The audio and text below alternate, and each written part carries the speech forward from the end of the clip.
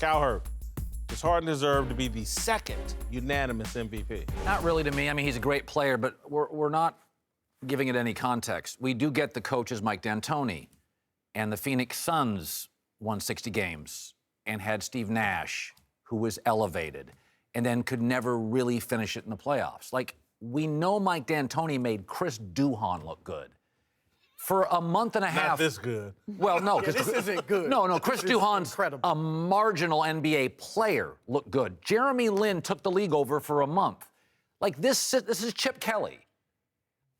Now, I'm not saying Marcus Mariota can't play, but every Chip Kelly quarterback was a Heisman candidate. One could play in the NFL. I love James. He's a great player. Do I think he's as good all time as Steph Curry? The numbers tell you he's not. I don't think he's Chris Paul. He's not as good as shooters, three-point shooter all time, Steph Curry. Steph's a better ball handler, I think. I think Steph's a better passer. His assists are much higher than Steph. What would you, if you gave Steph Mike D'Antoni, wouldn't he average 37? I mean, this system works for everybody. I agree with your point. I think James Harden's the MVP. I don't think he should be a unanimous MVP. I don't think his season is comparable to what Steph Curry accomplished in Golden State. That was a 73-9 team, greatest team of all time. That was a new way of playing basketball that we kind of hadn't seen. Steph Curry played 79 of the 82 games. James Harden's already missed 10 games this year. James Harden's having a remarkable MVP season. Unanimous choice? No. What I think what Damian Lillard's done, making Portland relevant, he deserves some votes. I could give some votes to LeBron if I wanted to. I think we're getting caught up too much in unanimous.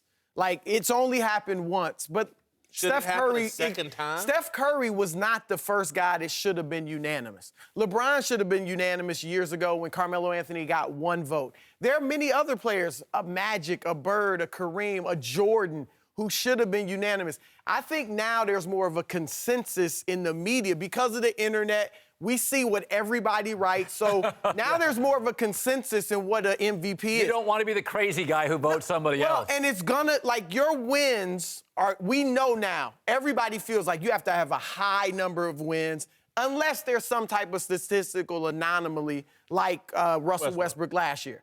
But back in the day, I mean, Kareem won it without even making the playoffs. There were a few guys that won it without winning 50 games, but not since 1982. So I think now more people agree your team has to really be great. Your stats have to be really be great. So we should see more. I think we'll see more unanimous vote getters as the years go on. And I think he definitely should be unanimous because who else you arguing for? LeBron? His team could be fifth in the freaking East.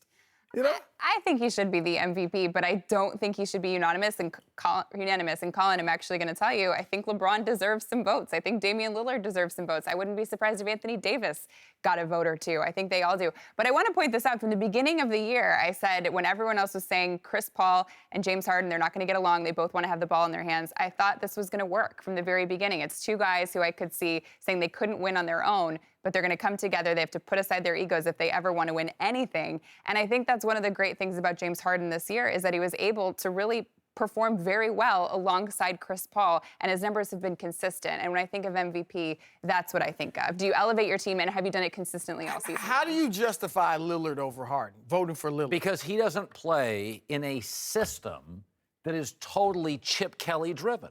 I mean, this is like a quarterback for BYU in the 80s. You know, winning the Heisman. Well, God, before people were throwing it, they were throwing it 60 times a game. So, I mean, again, I like D'Antoni, but there is a real Chip Kelly parallel here. Truth to that. There is truth to that. You don't think Portland's more overachieved than the Houston Rockets? Who's their second great player? CJ McCollum. I'm not saying he's Chris Paul. He's not an all-star. But here's Harden's every single stat is better than Lillard's. And then the team's won 13 more games. You know, Anthony Davis has lost 16. They've won 16 fewer games than Harden. He had DeMarcus Cousins with him for half the year. Here's what I really like about your argument that you opened my eyes to something in terms of we're caught up because last year was the first time it happened, and so we're not used to it and was like, well, it shouldn't happen again. But if there had been a lot more information available to people back in the day, again, we used to have to go to the newspaper to find out what Kareem did. And hell, if your newspaper came out early enough, you didn't get it, you didn't even know. And so there wasn't all this access to information. And so the vote was more regionally driven. Yes. I see Kareem more, I vote for him. If Dr. J's on the East Coast and I see him more, I vote for him. Now you get to see everybody, and it makes the choice a bit more clear-cut. I also think Chris said something, and I think it's a real thing in voting. There's so much transparency now, and there's this tyranny of the mob and the internet. You don't want to be the one guy, because it used to be, it was mostly anonymous. Yeah. If you don't vote Harden, your inbox. They'll figure it out. I mean, they're going to kill you on Twitter. And again, those Davis, even LeBron's having a great individual season, but if you take into consideration the team performance, you're not going to vote him number one. Davis, Lillard, I don't see how you say they are the MVPs over Harden. Now, what might make it not unanimous is that there's no consensus. The league gives you no guidelines for what an MVP is. I have my own criteria. You may have your own. But I do think, as I said earlier, with everything being so transparent, more people have similar criteria. Whitlock, was this proof the Thunder aren't a threat in the West?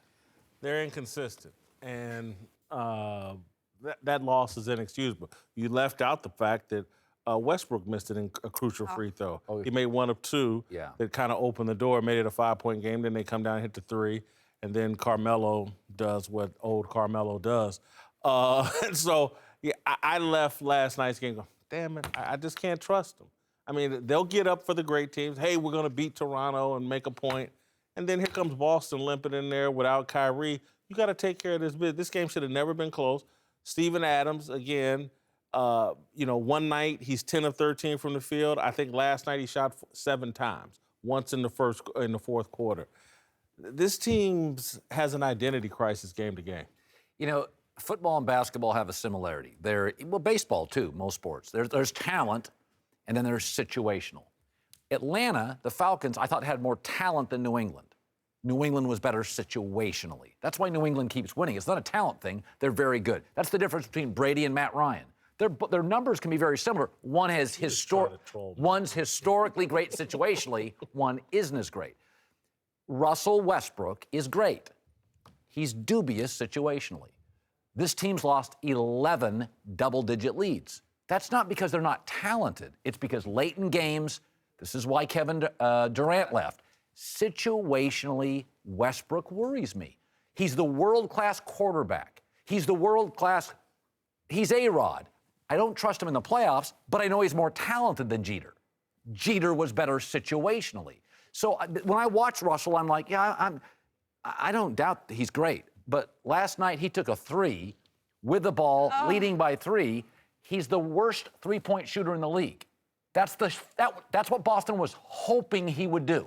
How can you blame this on Westbrook when Westbrook is the one that's carrying the team? Because it's situational. Games are close late in the playoffs. But first of all, he was 50% from 3 last night when he took that shot. But that's not what he is historically. And who else do you want? Corey Brewer? Carmelo? I don't want anybody taking that. I don't want, No, you're not. If you're a coach, I want him to go to the hole and make the refs blow the whistle. Yes. If you're a coach, you're not telling him, hey, if you feel like you have the right shot, don't take it. He's like, shoot or shoot. You're going to shoot the ball. And he should. If he felt like he had a good shot, you might as well take it. And Jason, you're flip-flopping after one day. I flip-flop all the time. They were the hottest team the past 6 games, and after one game, you're going to flip. And this is what they do to me. They draw me in, and then they let me down. Look, let me say something about Westbrook, because you want to rip him. And I know in the last few minutes, he's up and down. You don't know what you're going to get. But he does have some great moments. Yes. In the last 5 years, in game, I think I have a graphic. Game time or go-ahead field goals made in the last 10 seconds, last 5 years, he is tied for first with Damian Lillard. He's second, if you look at the final minute, to Damian Lillard. And then second this season in field goal percentage in the final minute in those clutch situations. Second again to Damian Lillard. Look at that. So you can trust him. I mean, he's going to make some mistakes, but he's also going to make some great plays for you down the stretch. So I don't want to say, look, we know you can get to the finals with Russell Westbrook. You can be a great team with Russell Westbrook. It's happened. Listen, I but don't you need doubt, more. Outside of Golden State, I could split up their players and say they have the second most talent in the league. Melo, Paul George, Adams, Westbrook, Corey Brewer. Well, I mean, you could not Corey argue, Brewer, but Brewer. Houston's there, the Cleveland's, don't with love Houston's bench. After Kevin Love, your third best player is I would Rodney agree Hood. they're underachieving. Their record isn't what it should be, but I think come playoff time, they will. I think they're the third most dangerous team in the West. And they actually have a chance to be the 3 seed in the West. And is that a failure? Here's where Colin's right to me, though. Think about the all-time great point guards, or the point guards MVP conversation, or just great. Of all the guys who I would want the ball in their hand in the last minute or two, he's not high on that list. His decision-making, and again, Isiah Thomas is going to get other people involved. Magic. Well, yeah, look who you comparing him to. Well, Isiah never won an MVP. He's not Magic or Isaiah.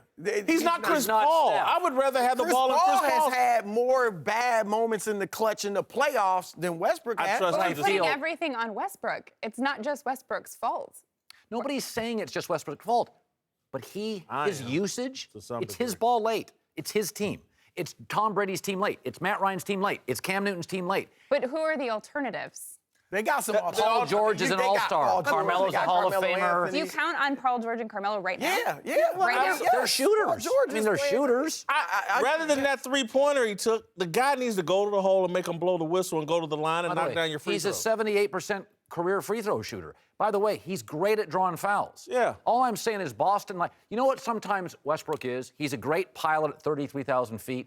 He's not great on the landings. Yeah, he's not And solid. that's like what pilots have to be great at, the Autopilot the landing. rest of the time. He's a knockout artist, okay? He's going to go in there and swing wildly, and most times he's going to knock you out, but sometimes he's going to get caught because he's careless, and that's what he is. So you live with it. It's George Foreman. He's not Muhammad Ali. No, he's George Foreman. He's Thomas Hearns, not Sugar Ray Okay, Leonard. that's a good one. Not Sugar Ray Leonard. I give you That's that. good. That's-